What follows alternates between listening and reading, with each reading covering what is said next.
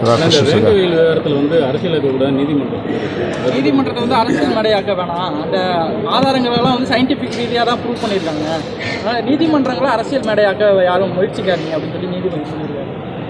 எந்த உயர்நீதிமன்றமா இங்கே ட்ரையல் கோர்ட்டா? மதுரை.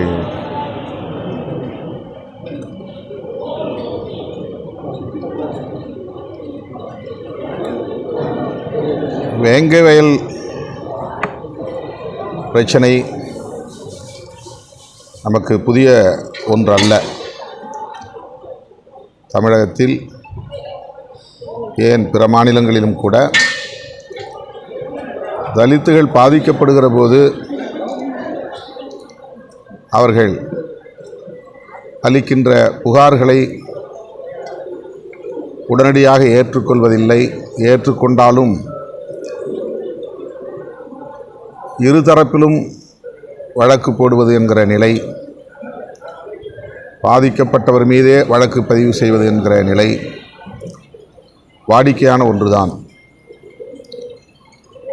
குடிசைகளை கொளுத்து விட்டார்கள் என்று புகார் சொன்னால் நீங்களே உங்கள் குடிசைகளை கொளுத்தி கொண்டீர்கள் என்றுதான் காவல்துறையினர் பாதிக்கப்பட்ட தலித் மக்களுக்கு எதிராக பேசுவதுண்டு. பல இடங்களில் அப்படி வழக்கும் பதிவு செய்திருக்கிறார்கள். படுகொலை நடந்தது என்று சொன்னால் கூட அப்பட்டமான படுகொலையாக இருந்தாலும் உடனடியாக அதை படுகொலை என்று காவல்துறை ஏற்றுக்கொள்வதில்லை. 174 CRPC என்கிற ஒரு பிரிவின் கீழ் வழக்கை பதிவு செய்து புலன் விசாரணை என்கிற பெயரில் அந்த வழக்கை இழுத்தடித்து ஒன்றுமில்லாமல் ஆக்கிவிடுகிற நிலை உண்டு. ஆகவே இது ஒன்றும் புதிய அணுகுமுறை அல்ல. இன்றைக்கு வேங்கை வயலில் இப்படி நடந்திருப்பது புலன் விசாரணையிலே கிடைத்த ஆதாரம் என்கிற அடிப்படையில் அப்போது வெளியிட்ட அதே ஆடியோ வீடியோ ஆகியவற்றைத்தான் இப்போதும் வெளியிட்டிருக்கிறார்கள். DNA பரிசோதனை நடக்கிறது என்று சொன்னார்கள். DNA பரிசோதனையில் என்ன ஆதாரம் கிடைத்தது, அந்த ஆதாரத்தின் அடிப்படையில் தான் இந்த முடிவுக்கு வந்தோம் என்ற விளக்கம் எதனையும் காவல்துறை தரவில்லை, தெளிவுபடுத்தவில்லை. ஏன் காலதாமதம் ஆகிறது என்று திரும்ப திரும்ப கேட்டபோது நாங்கள் DNA டெஸ்ட் செய்து கொண்டிருக்கிறோம் என்ற தகவலை கசிய விட்டார்கள். அதிகாரபூர்வமற்ற தகவலாக தந்தார்கள், ஒரு அன்அஃபிஷியல் இன்ஃபர்மேஷன். ஆனால் இன்றைக்கு அவர்கள் எடுத்திருக்கிற இந்த நிலைப்பாடு DNA பரிசோதனையின் அடிப்படையில் தான் எடுத்தார்களா என்று தெரியவில்லை. அதற்கான எந்த விளக்கமும் அளிக்கப்படவில்லை. அந்த குடிநீரை அருந்தியதால் பலர் பாதிக்கப்பட்டு மருத்துவமனையில் அனுமதிக்கப்பட்டது அனைவரும் அறிந்த ஒன்று. குறிப்பாக குழந்தைகள் பாதிக்கப்பட்டார்கள். புகார் அளித்த கனகராஜ் என்பவரின் மகள் அதனால் பாதிக்கப்பட்டு மருத்துவமனையிலே அனுமதிக்கப்பட்டிருந்தார் என்பது உண்மை. 2 ஆண்டுகள் கழித்து அப்போது வெளியிட்ட அதே ஆடியோ, அப்போது வெளியிட்ட அதே படங்கள், அப்போது வெளியிட்ட அதே வீடியோ, இவைதான் ஆதாரம் என்று சொல்லுகிறார்கள். தாயும் மகனும் உரையாடியதை முன்னே பின்னே என்ன பேசினார்கள் என்பதையெல்லாம் வெட்டிவிட்டு அடித்தாலும் உதைத்தாலும் நீ ஒத்துக்கொள்ளாதே என்று அந்த தாய் சொல்லுவதை மட்டுமே வெளியிட்டிருக்கிறார்கள். நீ அதிலே சம்பந்தப்படவில்லை, ஆனால் உன்னை அச்சுறுத்துகிறார்கள், அடிக்கிறார்கள் என்பதனால் நீ பயந்து கொண்டு அந்த குற்றத்தை ஒப்புக்கொள்ளாதே என்றுதான் தாய் அறிவுரை சொல்லுகிறார். அடிக்கிறார்கள், மிரட்டுகிறார்கள் என்பதற்காக செய்யாத குற்றத்தை ஒப்புக்கொள்ளாதே என்கிற பொருளில்தான் அந்த அம்மையார் பேசியிருக்கிறார். ஆனால் அதுதான் ஆதாரம் என்கிறது காவல்துறை, CBCID. ஆகவே உள்ளபடியே இது பெரும் அதிர்ச்சியை தருகிறது. இந்த அடிப்படையில்தான் அந்த குற்றப்பத்திரிகையை ஏற்றுக்கொள்ள வேண்டாம் என்று நாங்கள் நீதிமன்றத்திற்கு வேண்டுகோள் விடுக்கிறோம். அறிவியல் ஆதாரங்களின் அடிப்படையில் தான் அந்த குற்றம் சாட்டப்பட்டவர்கள் யார் என்பதை நாங்கள் தீர்மானித்திருக்கிறோம் என்றால் அதனை ஏன் பொதுவெளியிலே அல்லது பாதிக்கப்பட்ட அந்த குற்றவாளிகள் என்று அடையாளப்படுத்தப்பட்டவர்களுக்கு தனிப்பட்ட முறையில் தெளிவுபடுத்தக்கூடாது? புகார் அளித்தவருக்கு சொல்லாமலேயே அவருடைய எஃப்ஐஆர் திருத்தப்படுகிறது. அவருக்கு எந்த தகவலும் தரப்படவில்லை. ஆகவே இந்த அணுகுமுறைகளில் இருக்கிற பிரச்சனைகள் தான், கோளாறுகள் தான் பல்வேறு கேள்விகளை எழுப்புகிறது. ஆகவே தான் நாங்கள் இன்னொரு ஆப்ஷன் என்கிற முறையில் எங்களுக்கு நம்பிக்கை இல்லை என்றாலும் கூட, சிபிஐ மீது நம்பிக்கை இல்லை என்றாலும் கூட, அடுத்து இருக்கிற ஒரே ஒரு வாய்ப்பு சிபிஐ விசாரணை என்பதனால் சிபிஐ விசாரணை கேட்கிறோம். அந்த ஒரு வாய்ப்பையும் புலன் விசாரணைக்கு ஏன் பயன்படுத்தக்கூடாது? அவ்வளவுதான். எனவே மறுபடியும் நாங்கள் விடுதலை சிறுத்தைகள் கட்சியின் சார்பில் கேட்டுக்கொள்கிறோம். இப்போது விசாரித்து கொண்டிருக்கிற சிபிஐ தொடர்பான வழக்கை விசாரித்து கொண்டிருக்கிற உயர்நீதிமன்றம் சிபிஐ விசாரணைக்கு ஏன் இதை அனுமதிக்கக்கூடாது என்று ஒரு வேண்டுகோளாக விடுதலை சிறுத்தைகள் கட்சி முன்வைக்கிறது.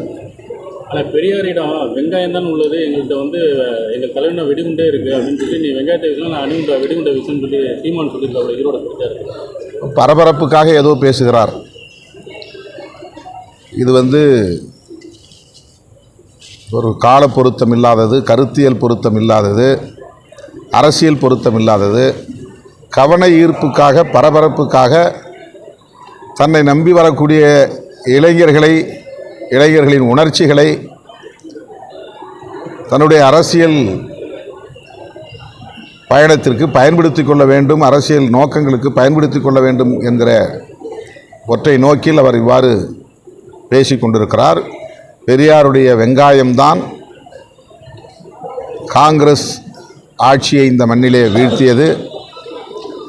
அந்த வெங்காயம்தான் 50 ஆண்டுகளுக்கு மேலாக தமிழ்நாட்டில் சனாதன சக்திகளை வேரூன்ற விடாமல் தடுத்து கொண்டிருக்கிறது. பெரியாருடைய அந்த வெங்காயம்தான் இன்றைக்கும் சனாதன சக்திகளை தமிழ்நாட்டுக்குள்ளே நுழைய விடாமல் விரட்டி அடித்து கொண்டிருக்கிறது என்பதை அவரை போன்றவர்கள் புரிந்து கொள்ள வேண்டும். பெரியார் தமிழகத்திற்கு மட்டுமல்ல, இந்திய அளவில் சமூக நீதியின் பால் நம்பிக்கை கொண்ட அனைவருக்குமான ஒரு தலைவர். இன்றைக்கு சர்வதேச அளவில் அறிவியல் பூர்வமாக அனைத்தையும் அணுகக்கூடிய ஜனநாயக சக்திகளுக்கு நம்பிக்கை அளிக்கக்கூடிய ஒரு தலைவர். அவரை தனிப்பட்ட முறையிலே கொச்சைப்படுத்துவது ஏற்புடையதல்ல. இந்த போக்கை அவர் கைவிட வேண்டும் என்று நான் கேட்டுக்கொள்கிறேன். கடந்த சில நாட்களாகவே அவர் ஏற்கனவே பேசிய விஷயங்கள்லாம் பொய் அப்படிங்கிறத தொடர்ச்சியாக சொல்லிட்டு இருக்காங்க. அவர் சந்தோஷம் இருக்கும், அமரதாஸ் இருக்கும். அதை எப்படி பார்க்குறீங்க? அது குறித்து நான் கருத்து சொல்ல விரும்பவில்லை. அது ஒரு விவாதிக்கப்பட வேண்டிய முக்கியமான பிரச்சனையும் இல்லை. தமிழ்நாட்டில் எவ்வளவோ பேசப்பட வேண்டிய பிரச்சனைகள் இருக்கின்றன, விவாதிக்கப்பட வேண்டிய பிரச்சனைகள் இருக்கின்றன. வக்ஃபு வாரியத்திற்குள்ளே தலையீடு செய்யக்கூடிய சட்ட மசோதாவை கொண்டு வந்திருக்கிற பாரதிய ஜனதா அரசை பற்றி அவர் வாய் திறக்கவில்லை. சிறுபான்மையினரை தொடர்ந்து அச்சுறுத்தி கொண்டிருக்கிற பாஜக அரசை பற்றி அவர் பேசவில்லை. ஆணவ கொலைகளை பற்றி பேசவில்லை. தலித் மக்களுக்கு எதிராக நிகழ்கிற படுகொலைகளை பற்றி பேசவில்லை. பேசப்பட வேண்டிய பிரச்சனைகள் எவ்வளவோ இருக்கின்றன. தமிழீழ அரசியல் என்பது வேறு, தமிழ்நாட்டு அரசியல் என்பது வேறு. தமிழீழம் என்பது விடுதலை தொடர்பான அரசியல், தமிழ்நாட்டிலே வெறும் உரிமை தொடர்பான அரசியல். தமிழீழ விடுதலை அரசியலையும் தமிழ்நாட்டு உரிமை அரசியலையும் இணைத்து பேசுவது என்பதே பொருத்தமில்லாதது. சார், சென்னையில் பெண்களுக்கு பாதுகாப்பு சூழல். நேற்று காரில் போகிற பெண்களை இன்னொரு காரில் துரத்திட்டு அந்த சம்பவம் மிகுந்த அதிர்ச்சியை தருகிறது. காவல்துறை அவர்கள் மீது நடவடிக்கை எடுக்க இருப்பதாக உறுதியளித்திருக்கிறார்கள். அவர்கள் யாராக இருந்தாலும் அவர்களை கைது செய்து உரிய நடவடிக்கை எடுக்க வேண்டும் என்று வலியுறுத்துகிறேன். அந்த பிரச்சனையை முன்வைத்து சட்டம் அவங்க 24 மணி நேரமும் சட்டம் ஒழுங்கு சரியில்லை, சட்டம் ஒழுங்கு சரியில்லை என்று சொல்லிக் கொண்டிருப்பதே அரசியல் என்று எண்ணிக்கொண்டிருக்கிறார்கள். அதை தாண்டி மக்கள் பிரச்சனைகளை பற்றி அவர்கள் பேசுவதில்லை. திமுக அரசுக்கு எதிராக பேசுவது மட்டும்தான் அரசியல் என்று கருதுகிறார்கள். சார், எந்த வகையில் சட்டம் ஒழுங்கு நல்லா இருக்குன்னு சொல்லுங்கள். மக்கள் எல்லாம் அமைதியாக இருக்கிறோம், சமூக நல்லிணக்கம் இருக்கிறது, பெரிய பதற்றம் எதுவும் இல்லை. உத்தரப்பிரதேசத்தில் பிற மாநிலங்களில் நடப்பதை போன்ற கும்பல் கொலைகள் இல்லை, ஆணவ கொலைகள் பெரிய அளவில் அங்கு தலைவிரித்தாடுவது போல் இல்லை. இப்படி சொல்லிக்கொண்டே போகலாம். பிரச்சனைகள் தலித்துகளுக்கு எதிரான பிரச்சனைகள் அங்கொன்றும் இங்கொன்றுமாக நடக்கிறது இல்லை என்று சொல்ல முடியாது. ஆனால் ஒப்பீட்டளவிலே பிற மாநிலங்களை பார்க்கிற போது தமிழ்நாடு மிக சுமூகமான முறையிலே இயங்கிக் கொண்டிருக்கிறது. மசோதா வந்து ஜேஐசிக்கு போனதே வந்து பெரிய பாசிட்டிவாக வந்து எதிர்க்கட்சி வந்து பார்த்தாங்க. இப்போ அதை வந்து புறக்கணிச்சுட்டு அந்த மசோதா வந்து தாக்கல் பண்ண போகிறாங்க. இதுதான் இப்படிப்பட்ட ஒரு அநீதியை இங்கே யார் பேசுகிறார்கள்? இதையே அண்ணாமலை இதை பற்றி என்ன சொல்ல போகிறார்? இபிஎஸ் ஏன் இதை கண்டிக்கவில்லை? இதே வேங்கவேல் பிரச்சனை சம்பந்தமாக எதிர்க்கட்சித் தலைவர், பிரதானமான எதிர்க்கட்சித் தலைவர் எடப்பாடி பழனிசாமி அவர்கள் ஏன் கையில் எடுத்து போராடக்கூடாது? ஏன் போராடவில்லை? அப்போ அவர் அமைதியாக இருக்கிறார் என்றால் அவர் அரசு எடுத்த நிலைப்பாடு சரி என்று ஒத்துக்கொள்கிறாரா என்ற கேள்வி எழுகிறது. இந்த பிரச்சனையில் ஏன் இப்படிப்பட்ட ஒரு சார்பு நிலை? வக்ஃபு வாரியம் சட்ட மசோதாவை நாடாளுமன்ற கூட்டு நடவடிக்கை குழுவுக்கு அனுப்புகிற போதே பெரும்பான்மையாக அதிலே பிஜேபி உறுப்பினர்கள் இருப்பார்கள். ஆகவே அவர்கள் எதிர்க்கட்சி உறுப்பினர்களின் கருத்துக்களை மதிக்க மாட்டார்கள், பொருட்படுத்த மாட்டார்கள் என்ற ஒரு கணிப்பு இருந்தது. அதுதான் இப்போது நடந்திருக்கிறது. எதிர்க்கட்சி உறுப்பினர்களை எல்லாம் வெளியேற்றிவிட்டு அவர்கள் மற்ற ஆதரவாளர்களை கொண்டு ஒரு நிலைப்பாட்டுக்கு வந்திருக்கிறார்கள். மக்களவையிலும் அதைத்தான் செய்தார்கள். இப்போது நாடாளுமன்ற கூட்டு நடவடிக்கை குழுவும் அதை தொடர்ந்து செய்திருக்கிறார்கள். எதிர்க்கட்சிகளின் உணர்வுகளை ஒருபோதும் இந்த அரசு அன்றைக்கும் சரி இன்றைக்கும் சரி மதித்ததில்லை, ஒரு பொருட்டாக எடுத்துக்கொண்டதில்லை. இந்த வேங்கவேல் தொடர்பாக சிஎம் சந்தித்து சிபிஐக்கு மாற்றம் குறித்து வலியுறுத்தினார். ஏற்கனவே நாங்கள் முதலமைச்சரை சந்தித்து இது குறித்து பலமுறை பேசியிருக்கிறோம். இந்த நிலைப்பாட்டுக்கு பிறகு இன்னும் சந்திக்கவில்லை. சந்திக்கிற சூழல் அமைந்தால் அல்லது தேவை இருந்தால் சந்தித்து இதை வலியுறுத்துவோம். மத்திய பட்ஜெட் தாக்கலாக இருக்குது சார். தமிழகத்துக்குரிய திட்டங்கள் எப்படி கிடைக்கும் நினைக்கிறீங்க? இது போன பிறகு தான் தெரியும். எப்போதுமே தமிழ்நாட்டை பாரதிய ஜனதா கட்சி அல்லாத ஒரு கட்சி ஆளுகிற மாநிலம் என்பதனால் அவர்கள் புறக்கணித்து கொண்டே வருகிறார்கள், ஓரவஞ்சனை செய்து கொண்டே வருகிறார்கள். அதுதான் இப்போதும் நடக்கப் போகிறது.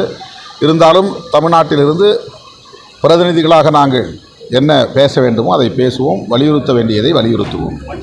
தொடர்ந்து விவசாயிகள் அதிகமாக குரல் கொடுத்துருக்காங்க.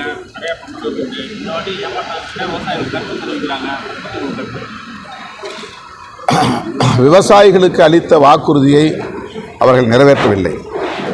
எம்எஸ்பி தொடர்பான ஒரு சட்டம் கொண்டு வர வேண்டும் என்பதுதான் மிக முக்கியமான ஒரு கோரிக்கையாக இருந்தது. வேளாண் சட்டங்களை திரும்பப் பெற வேண்டும் என்பது எவ்வளவு முக்கியமோ அதைப்போல குறைந்தபட்ச ஆதார விலை தொடர்பாக சட்டம் கொண்டு வர வேண்டும் என்கிற கோரிக்கையை நாங்கள் நிறைவேற்றுவோம் என்று வாக்குறுதி அளித்ததன் அடிப்படையில் தான் அந்த போராட்டம் பெறப்பட்டது. ஆனால் அதை அவர்கள் இன்னும் கண்டுகொள்ளவில்லை. இப்போது மீண்டும் பஞ்சாப், ஹரியானா மாநிலங்களில் விவசாயிகள் அந்த கோரிக்கையை வைத்து போராடி கொண்டிருக்கிறார்கள். இந்தியா முழுவதும் அந்த கோரிக்கை வலுப்பெற்று வருகிறது. இந்த கூட்டத்தொடரிலாவது அந்த கோரிக்கையை இந்த அரசு நிறைவேற்ற வேண்டும் என்று நான் கேட்டுக்கொள்கிறேன். போதும்.